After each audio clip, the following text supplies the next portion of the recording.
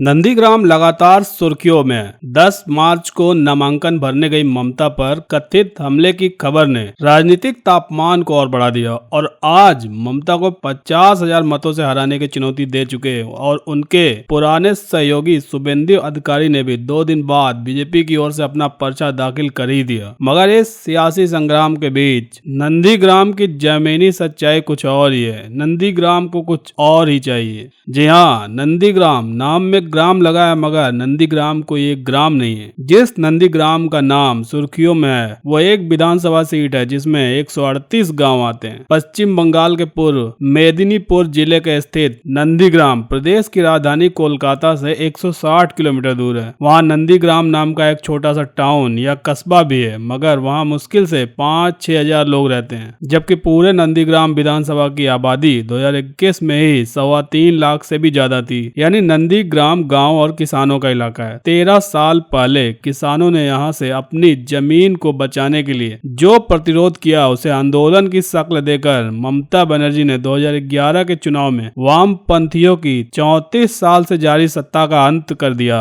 नंदीग्राम एक बार फिर से चर्चा में, बल्कि सबसे ज्यादा चर्चा में है। 2021 में 6 राज्यों में हो रहे विधानसभा चुनाव में सबसे ज्यादा चर्चा पश्चिम बंगाल की हो रही है और पश्चिम बंगाल की 294 सीटों में सबसे ज्यादा चर्चा जिस सीट की हो रही है वो है नंदीग्राम। ममता बनर्जी को नंदीग्राम के अपने सहयोगी और वहां के विधायक शुभेंदु अधिकारी की बगावत ने ऐसा चोट पहुंचाया है कि उन्होंने ऐलान कर दिया है कि वह उनके गढ़ से ही चुनाव लड़ेंगी। शुभेंदु ने भी जवाब दिया कि अगर मुख्यमंत्री को 50,000 वोटों से नहीं हराया तो राजनीति छोड़ दूंगा। अब 1 अप्रैल को नंदीग्राम के लोगों को तय करना है कि वो दीदी के साथ रहेंगे या दादा के। नंदीग्राम में दरअसल यदि संक्षेप में आपको बताएं तो राज्य सरकार ने एक निजी कंपनी की फैक्ट्री के लिए किसानों की जमीन लेनी चाहिए। किसानों ने विरोध किया और फिर हिंसा हुई और सरकार जाती रही। 2007 में जब नंदीग्राम में हिंसा हुई तब राज्य में वाम मोर्चे की सरकार थी और मुख्यमंत्री थे बुद्धदेव भट्टाचार्य। उन्होंने वर्ष 2000 में तब वाम मोर्चे की सत्ता की बागडोर संभाली। जब 1977 से मुख्यमंत्री रहे ज्योति बसु ने 86 साल की उम्र में जिम्मेदारी से हटने का फैसला किया। बुद्धदेव भट्टाचार्य ने वामपंथियों के उद्योग विरोधी होने की छवि को बदलने की कोशिश की। इसी के तहत 2005 में जब भारत सरकार ने देश भर में केमिकल हब बनाने का विचार किया तो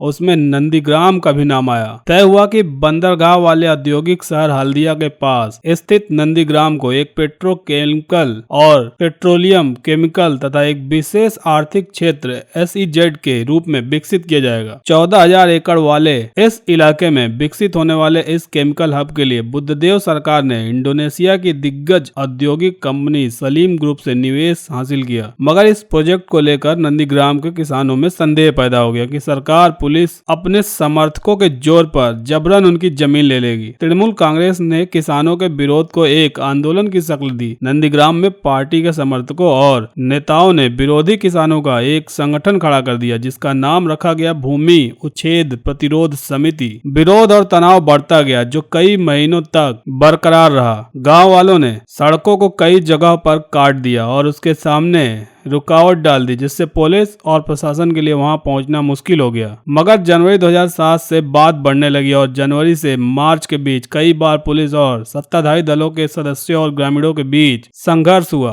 14 मार्च 2007 को सबसे गंभीर हिंसा हुई जब 14 लोगों की मौत हो गई। नंदीग्राम के गोकुलपुर गाँव की कंचन माल भी उस दिन प्रदर्शन में शामिल हुई थी जब एक गोली उनके हाथ में भी आकर लगी। 60 वर्षीय कंचन माली बताया कि मैं एक घायल लड़के को पानी पिला रही थी तभी मुझे गोली लग गई। मुझे पहले नंदीग्राम ले जाया गया, फिर तामलुक के अस्पताल, तब वहां ममता दीदी थी और मुझे देखने के लिए फौरन कोलकाता के PG अस्पताल ले जाने के लिए कहा गया। इस घटना के बाद कोलकाता में हंगामा खड़ा हो गया। सरकारी बसें जला दी गईं, रेल पटरियों को बाधित कर दिया गया। उधर नंदीग्राम में हजारों लोग विरोध पर निकल पड़े। एक सरकारी दफ्तर में आग लगने की कोशिश की गई। पुलिस को और आंसू गैस का इस्तेमाल करना पड़ा। पश्चिम बंगाल के बाहर भी प्रदर्शन हुए। 5 दिन तक संसद में भी काम नहीं हो पाया। विपक्षी दलों बीजेपी और टीएमसी ने राज्य में राष्ट्रपति शासन लगाने की मांग कर दी। कोलकाता हाई कोर्ट ने 2 दिन बाद गोलाबारी को असंवैधानिक बताते हुए सीबीआई को जांच करने का निर्देश दे दिया। बुद्धदेव भट्टाचार्य उसी महीने नैतिक जिम्मेदारी लेते हुए परियोजना को रद्द करने की घोषणा की और कहा, हम खून खराबा नहीं चाहते हैं, भले ही मरने वाले किसी भी पार्टी के हों। 7 साल बाद यानी कि 2014 में सीबीआई ने अपनी रिपोर्ट में बुद्धदेव सरकार को क्लीन चिट दे दी, लेकिन बुद्धदेव इससे 3 साल पहले ही सत्ता से हाथ धो चुके थे। 2007 में हिंसा के बाद 2008 में नंदीग्राम के पंचायत और जिला परिषद के चुनाव में उनकी हार और तृणमूल की जीत का जो सिलसिला शुरू हुआ और उसकी परिणति 2011 में हुई। वाम मोर्चा की 34 साल पुरानी सरकार को ममता बनर्जी ने बेदखल कर दिया। नंदीग्राम से ममता बनर्जी ने जो लड़ाई छेड़ी और जिसका अंत कोलकाता फतह पर हुआ, उसमें सबसे विश्वस्त सिपह सालार थे उनके शुभेंदु अधिकारी। हालांकि वाम नेता कहते हैं कि नंदीग्राम में जो हुआ उसे फर्जी तरीके से पेश किया गया और हंगामा हो गया, जबकि किसी भी किसान की जमीन नहीं ली गई। तब सीपीआईएम के महासचिव प्रकाश करात ने एक लेख में लिखा था कि इस मामले में केवल इतना हुआ था कि हल्दिया डेवलपमेंट अथॉरिटी की ओर से एक सार्वजनिक नोटिस जारी की गई, जिसमें बताया गया था कि परियोजना कहां लग सकती है और इसी नोटिस के कारण विरोध होने लगा। पार्टी के वरिष्ठ नेता मोहम्मद सलीम नंदीग्राम को फेक न्यूज की शुरुआत बताते हुए इस बात से भी इनकार करते हैं कि जिन लोगों की मौत हुई वो सब किसान थे। मोहम्मद सलीम कहते हैं कि जिन 14 लोगों की मृत्यु हुई उनमें 9 की पहचान हुई। 5 लोग माओवादी और बाहर से लाए गए थे, उनकी आज तक शिनाख्त नहीं हो पाई और जो मरे उनमें पुलिस की गोली से कम, बम और बौछारों से ज्यादा मरे। यह कहते हैं कि ममता बनर्जी सीबीआई की जो जांच मांगी थी उसे फौरन मान लिया गया। सलीम पूछते हैं कि आज ममता बनर्जी की सरकार 10 साल से है तो उन्होंने सीबीआई की रिपोर्ट पर कोई कार्रवाई क्यों नहीं की। हालांकि नंदीग्राम में हुए विरोध की अगुवाई करने वाले नेताओं में शामिल तृणमूल कांग्रेस के स्थानीय नेता शेख सूपिया कहते हैं कि वाम मोर्चा सरकार के दौरान पुलिस ने सारे मामलों को कमजोर कर दिया, जिससे ना पुलिस को सजा मिल पाई और ना नेताओं को। नंदीग्राम के 14 साल बाद इस चुनाव में तृणमूल कांग्रेस और बीजेपी आमने सामने है। हालांकि कई जानकार कहते हैं कि लड़ाई दरअसल तृणमूल के खिलाफ तृणमूल की ही लड़ाई है। पार्टी भले भले अलग हो गई हो, लेकिन लोग वही है जो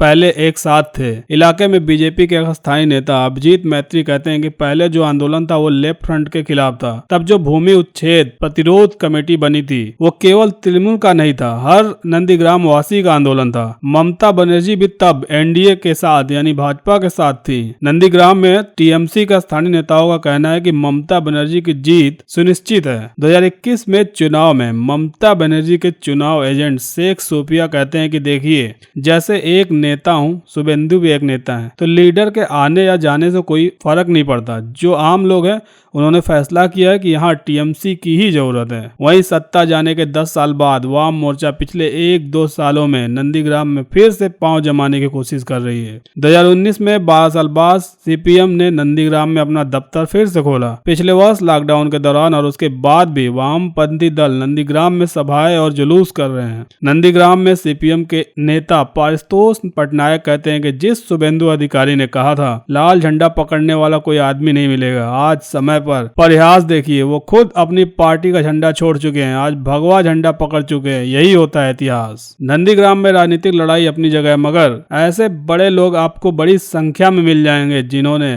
फैक्ट्री ना लग पाने का मलाल है और उन्हें लगता है कि वाम मोर्चा सरकार का इरादा गलत नहीं था। स्थानीय बीजेपी कार्यकर्ता अभिजीत मैत्री कहते हैं कि फैक्ट्री बनने से तो अच्छा ही रहता, हम चाहते हैं कि फैक्ट्री हो, मगर लेफ्ट फ्रंट का सिस्टम सही नहीं था। अगर वो एक एक कर यहाँ कंपनियां लाते तो सही रहता, लेकिन वो तो हजारों एकड़ जमीन लेने में थे, वो सही नहीं था। शुभेंदु अधिकारी के लिए वोट मांगने अभिजीत कहते हैं कि अगर ये सिस्टम सही रहता तो नंदीग्राम और पश्चिम बंगाल में जो बेरोजगारी है वो नहीं रहता। नंदीग्राम में तब लेफ्ट का विरोध करने वाले ऐसे भी लोग मिलते हैं जो कहते हैं कि बुद्धदेव भट्टाचार्य की सरकार सावधानी से काम लेती तो ये नौबत ना आती। नंदीग्राम के एक स्थानीय निवासी जयदेव दास कहते हैं कि फैक्ट्री की जरूरत यहाँ उन लोगों की गलती यही थी कि लोगों को समझना चाहिए था कि क्या होने जा रहा है और कहां से कहां तक फैक्ट्री होगी।